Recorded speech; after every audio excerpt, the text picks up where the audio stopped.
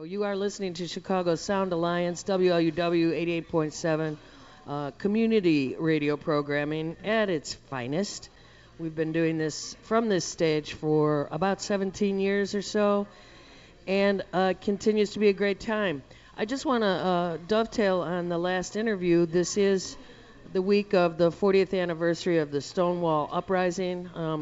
The Stonewall Uprising happened in Greenwich Village, New York, and really kicked off what became a huge movement, the gay liberation movement, some people called it, gay rights movement, simple human rights. And speaking of that, there's something called Courage Campaign, rather, that was sparked by a native of California and an Army lieutenant named Dan Choi, who was asked to resign his post. He was discharged, actually, for quote-unquote moral and professional dereliction, for telling the truth, basically, for not lying, and he was let go because he is gay, and he refused to do the old don't ask, don't tell. A lot of us think that having an actual national policy of lying is not brilliant, to say the least. The momentum for his Courage campaign is building. He is facing a court-martial this Tuesday. This past week, 77 members of Congress signed a letter to the president citing his service as an example of why Don't Ask, Don't Tell should be repealed. Gallup poll recently released showing that 69% of Americans, including 58% of the claiming Republicans, favor allowing openly gay men and women to serve their country. I'm sure some of you have heard about the many translators that we lost through this law, and this is a fellow who refuses to lie to his peers, his subordinates, or his commanders. Why should he suffer for that? That's the question. If you want to support this fellow, go to www.couragecampaign, just like those two words, couragecampaigntogether.org, and support Dan Choi in his effort to make a more intelligent course of policy regarding the gays in the military. Okay, I think I will make no more announcements about that. Instead, I'm going to turn to our friend, Matthew Filipowitz. Welcome. Hi there, Katie. How are you doing? I'm so glad you're here today. I'm happy to be here as well. You are kicking off an event. We're going to start with talking about the event, and we'll get a little broader, but you are kicking off a brand new event that's going to become a regular event on the first Wednesdays of the month. The first Wednesday of every month down at No Exit, 6970 North Glenwood, and it is a free comedy show called Laughing Liberally Chicago, where we're going to be every single month be gathering up Chicago's best progressive and liberal comics and other variety acts and putting on just a great free show. And our opening lineup this Wednesday is amazing. We have a bunch of great stand-ups, James Fritz, Cameron Esposito, Mike Lee.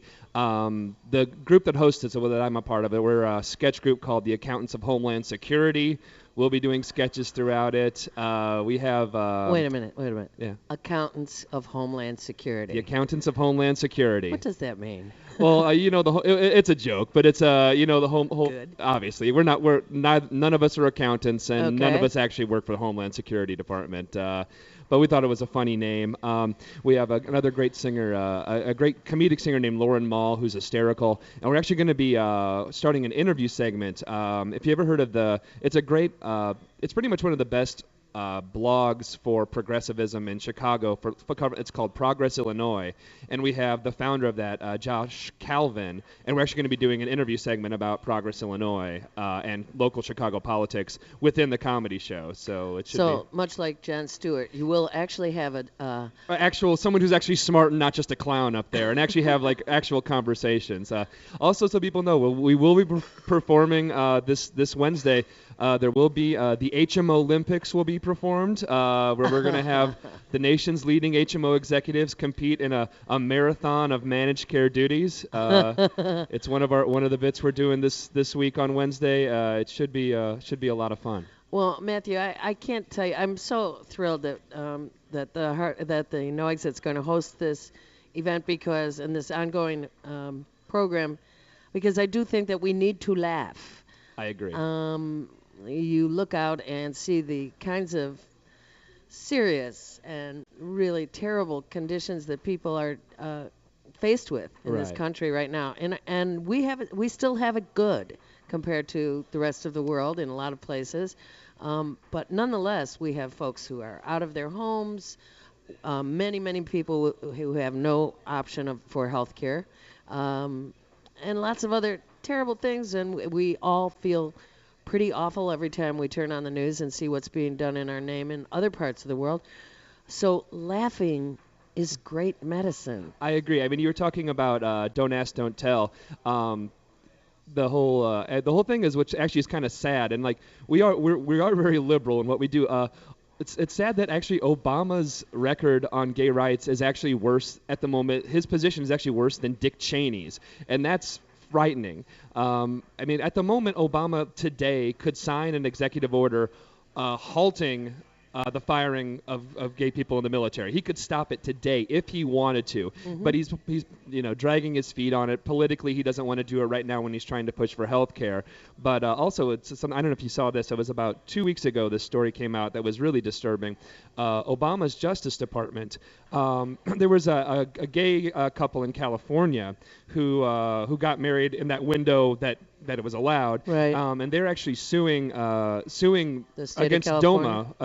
DOMA, the Defense of Marriage Act, which was signed back by Bill Clinton. Right. But so Obama's lawyer actually filed a brief saying that DOMA is legal. But not only did they just say that DOMA is legal, they also used this horrible right-wing talking points in defending it, saying that comparing gay marriage to pedophilia and incest, which is what like Pat Robertson does. Terrible. And Terrible. like Bill O'Reilly says, gay marriage is like, they say O'Reilly says it's like, why don't you can make him marry a turtle? He said that on the past. And it's like, if you're going to do that, you might as well take it one step further and, adopt the whole right-wing talking point entirely. That is a really good point, because folks need to understand, and as someone who, worked hard to get the man elected, it's not over when you elect someone, and no one This is when the real work begins now. Exactly, and he cannot do our job for us, frankly, and he will have